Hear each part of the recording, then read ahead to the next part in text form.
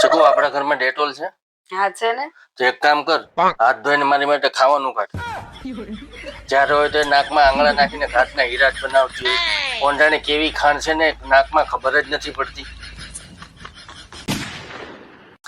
આપણે છે ને એરેન્જ મેરેજ વાળી વહુ છે. પેલા બધાની પસંદગીથી આપણા લગ્ન થાય અને લગ્ન થઈ જાય પછી આપણે કોઈને પસંદ જ ન આવીએ. હું આ લઈ લઉં? હું આ લઈ લઉં? હું આ પણ લઈ લઉં? હું આ હોતન લઈ લઉં? હું આ લઈ લઉં? હું આ લઈ લઉં? હું આ લઈ લઉં? લઈ લે. આ લઈ લઉં? હા ઈ લઈ લે. આ લઈ લઉં? હા ઈ લઈ લે. હું આ લઈ લઉં? હા ઈ લઈ લે. આ હોતન લઈ લઉં? હા ઈ લઈ લે. ક્યાં છો ઈ તો જો પેલા.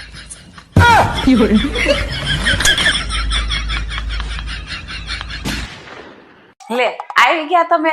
લાવો લાવો, તમે ઘેરે આવો ને એટલે મને સ્વર્ગ જેવું લાગે. કીધું તો 4-5 અપ્સરા હું ઘરે લેતો આવું. મને સ્વર્ગ જેવું લાગે. સ્વર્ગમાં અપ્સરા જાતી હોય ને.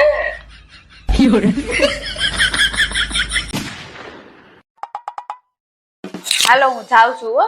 આરામથી હકાવશે.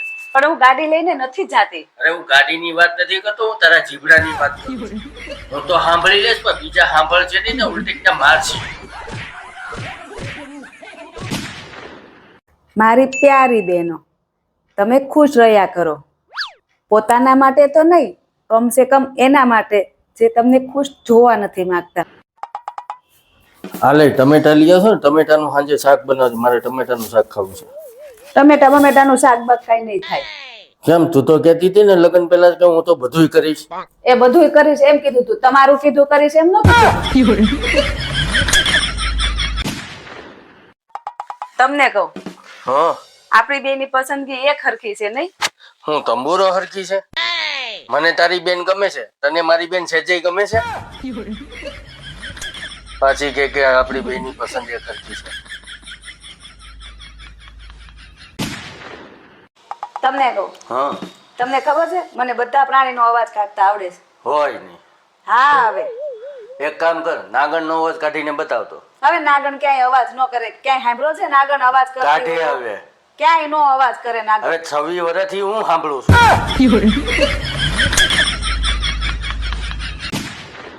હે ચકુ, તું ખુશ ક્યારે હોય?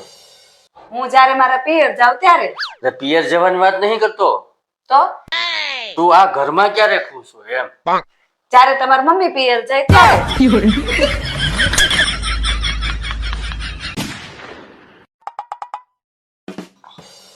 આયા નહીં, આયા કરવાનું. હું હવે તારાથી છે ને એટલો કંટાળી ગયો છું, એટલો કંટાળી ગયો છું. મને એવું થાય છે કે હે ભગવાન મને ઉપાડી લે તો સારું. ભગવાન એને રહ્યા દે છે, પેલા મને ઉપાડી લે. હા ભગવાન, પહેલા એની ઈચ્છા પૂરી કરી દેજો. તો મને તો શાંતિ, હું શાંતિથી રહું અહીંયા. તમને કહું, હા. મને એક્ટિવા હકાવતા શીખવાડો ને. અરે એક તો બટકી છે તો 3 ફૂટની ને એમાં એક્ટિવા ક્યાં તું શીખવાની? તારા પગ તો આમતા નથી, પગ આપે છે. એમાં પગ આંબાની ક્યાં જરૂર તો હતી? ગાડી ઊભી કેવી રીતે રાખીશ તું? એ તો તમારે ન શીખવાડ્યું એટલે બધા બાના જ કાઢતા આવડે તમને પાછી કે જ્યારે મને હોય ત્યારે. એક્ટિવા શીખવાડો. હે ચકુ, શુભચિંતક કોને કહેવાય? શુભચિંતક? હા. જે આપણું સુખ થતું જોઈ ન કે એને શુભચિંતક કહેવાય. અરે ડોબી, એને શુભચિંતક ન કહેવાય. શુભચિંતક જ કહેવાય. આપણું સુખ જોઈ ન હકે ને એટલે.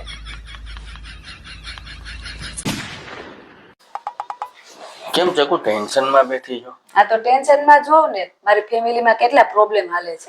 તારી ફેમિલીમાં પ્રોબ્લેમ નથી હાલતા, તારી ફેમિલી જ પ્રોબ્લેમ છે. એક નંગ ભર્યા છે તારી ફેમિલીમાં.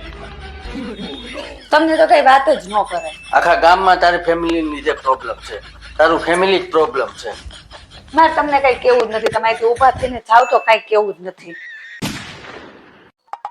તમને કહું, હા. તમારા બાપાને કયો જમીનના ભાગ પાડી દે. હવે જમીન છે કેટલી? 1 વીઘો જમીન છે ને એમાં 2 ભાઈઓ છે. અમે એમાં અડધો વીઘો ભાગમાં આવે. એમાં શું વાવવાનું અમારે?